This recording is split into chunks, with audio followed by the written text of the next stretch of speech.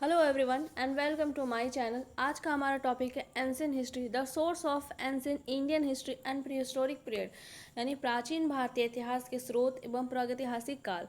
तो स्टार्ट करते हैं। एमसीक्यू क्वेश्चन है। फर्स्ट क्वेश्चन है हमारा, प्राचीन भारत में मेहरगढ़ क्या है? मेहरगढ़ क्या था? तो भारतीय उपमहाद्वीप में प्राचीनतम नवपाषाणिक बस्ती मेहरगढ़, जो कि पाकिस्तान के बलूचिस्तान प्रांत में बोलन नदी घाटी के किनारे स्थित है, जिसकी जो तिथि वो मानी जाती है वो लगभग 7000 बीसी यानी ईसा पूर्व मानी जाती है। नवपाषाणिक संस्कृति अपनी पूर्वगामी संस्कृतियों की अपेक्षा अधिक विकसित थी। इस काल का मानव न केवल खाद्य पदार्थों का उपभोक्ता था बल्कि उत्पादन भी करता था। वह कृषि क्रम और पशुपालन से भी परिचित हो चुका था। करेक्ट ऑप्शन है आपका ऑप्शन नंबर ए, बोलन घाटी के एक नवपाषाण स्थल। नेक्स्ट क्वेश्चन है, सम्राट अशोक के राजादेश का सबसे पहले विकुटन किसने किया था?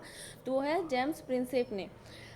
James Prinsep east India company में एक अधिकारी के पद पर नियुक्त था। उसने 1837 ईस्वी में 1837 एडी में ब्रह्मी लिपि को पढ़ने में सफलता प्राप्त की। ब्रह्मी और खरोष्टी लिपियों का प्रयोग सबसे आरंभिक शिलालेखों और सिक्कों में किया गया था।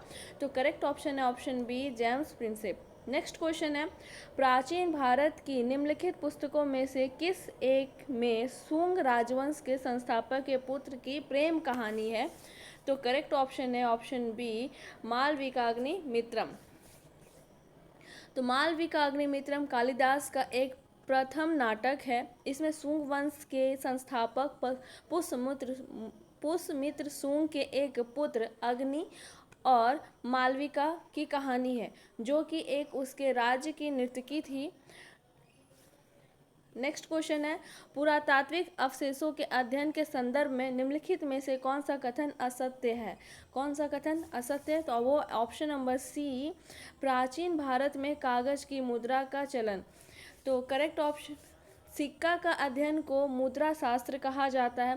प्राचीन भारत में कागज की मुद्रा का प्रचलन नहीं था, परंतु धातु मुद्रा जैसे कि पुराने सिक्के तांबे, सोने के तथा शीशे से बनते थे। प्राचीन काल में लोगों के भौतिक जीवन के बारे में जानकारी जिस स्रोत से मिलती है उसे जो है आर्कियोलॉजी कहते हैं। आर्कियोलॉजी प्राचीन काल के लोगों के भौतिक जीवन के बारे में जानकारी देता है, ये कथन सही है।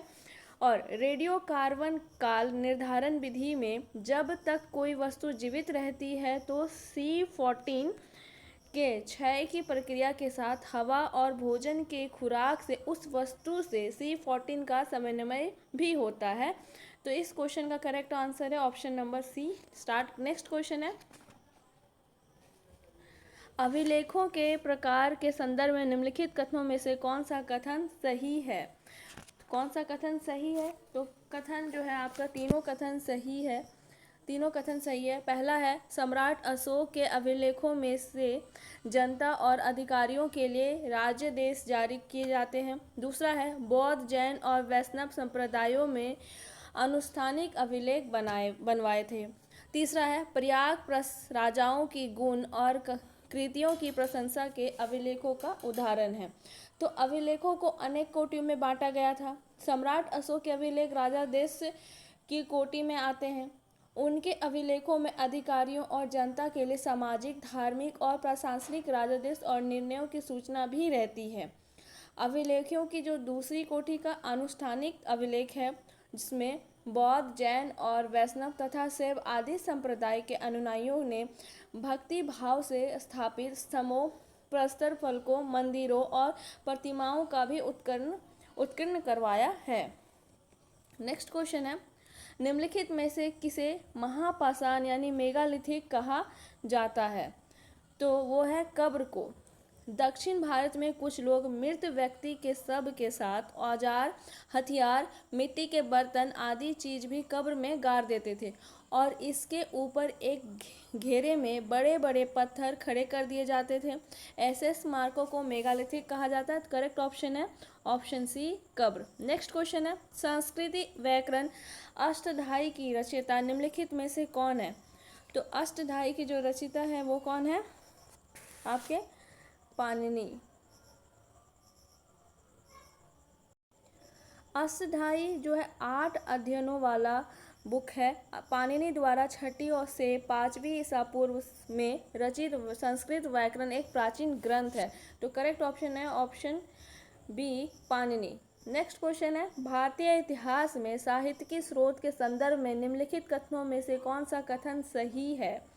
तो पहला कथन है, जातक कथाएं बुद्धकालीन राजनीतिक घटनाओं की जानकारी देती है, ये सही है। दूसरा जो है, कौटिल्य द्वारा रचित अर्थशास्त्र एक आर्थिक ग्रंथ है, नहीं, गलत है, ये एक राजनीतिक ग्रंथ है। तीसरा है, कालिदास की रचनाओं में गुप्तकालीन उत्तरी और मध्य भारत में सामाजिक जीवन की जानकारी मिलती है, सही है। यानी पहला और दूसरा कथन सही है। नेक्स्ट क्वेश्चन है, अभिलेखों के संदर्भ में निम्नलिखित कथनों पर विचार कीजिए, उपयुक्त में से कौन सा कथन सत्य है? तो पहला कथन है, इसका अध्ययन पैलियोग्राफी कहलाता है, गलत। अभिलेखों और प्राचीन दस्तावेजों की तिथि का अध्ययन पूरा लेख यानी एपिग्राफी कहलाता है, गलत है। तो अभिलेखों के अध्ययन का जो पूरा लेख शास्त्र है वो एपिग्राफी कहलाता है, और अभिलेखों और जो प्राचीन दस्तावेजों की तिथि का अध्ययन पूरा लेख शास्त्र जो इसको बोलते हैं पैलियोग्राफी। तो दोनों आंसर गलत है। नेक्स्ट क्वेश्चन है, प्राचीन भारत के इतिहास के संदर्भ में निम्नलिखित कथनों में से कौन सा कथन असत्य है? कौन सा कथन असत्य है? तो है ऑप्शन नंबर सी, सम्राट अशोक के शिलालेख केवल प्राकृतिक भाषा और ब्राह्मी लिपि में लिखी जाती है, कथन गलत है। तो सम्राट अशोक के शिलालेख प्राकृतिक भाषा तथा ब्राह्मी, खरोष्टी और अरमाइकी में लिपियों में है। पश्चिमोत्तर अफगानिस्तान में इसकी भाषा और लिपि अरमाइकी और यूनानी दोनों में है।